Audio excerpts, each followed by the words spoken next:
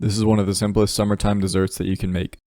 Since I believe 2014, I've made it a tradition in my family to make funnel cakes every 4th of July. This predates pretty much all of my cooking experience. One year I just decided to try it because in my early 20s I started to get really interested in learning how to cook. And now I've been doing this pretty much every year since. There's not much to this. This is one of the quickest and easiest things that you can make for a group of people. And this is how I do it. I start by separately mixing my dry and wet ingredients before combining them. First, in a smaller bowl, I'm going to combine my dry ingredients consisting of 240 grams or 2 cups of all-purpose flour, 5 grams or 1 teaspoon of baking powder, 3 grams or a half teaspoon of kosher salt, and optionally you can grate in a few seconds worth of ground nutmeg. If you have the already powdered stuff, that'll work too. Take a comically large whisk and mix all this together briefly.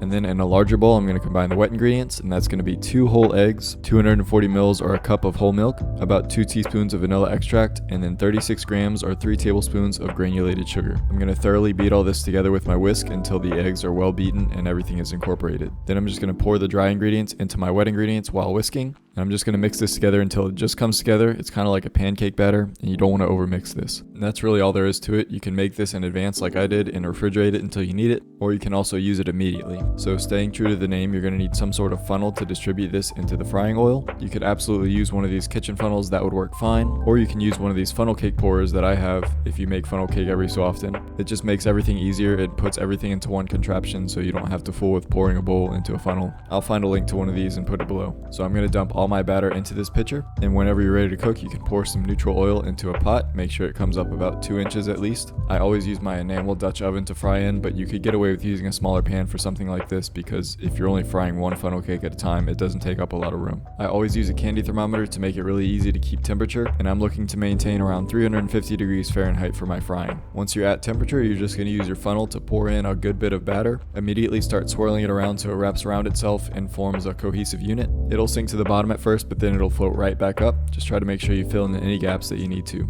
I usually give this about a minute on the first side before flipping it and then cooking it for another minute on the other side. You're just looking for a nice golden brown crust on the outside, and if you're cooking at 350 degrees, then that should leave you with a nice tender inside. You don't want to overcook it and make it hard to eat. But once it's cooked to your liking, you can remove it to a wire rack over a baking sheet. You can do paper towels as well, but I always find that the wire rack keeps everything crispier after frying.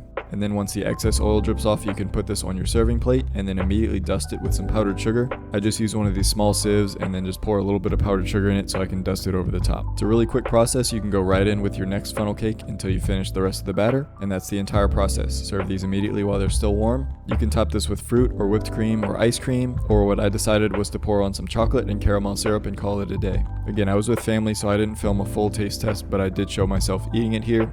This is just a simple, light, and sweet dessert that you can have any time of year really, but I love it during summer. And for us, it's what we do now on the 4th of July. I hope you found something in this video that's helpful, or I just hope you enjoyed it. Thank you for watching and for all the continued support. Be blessed, and I'll see y'all next time.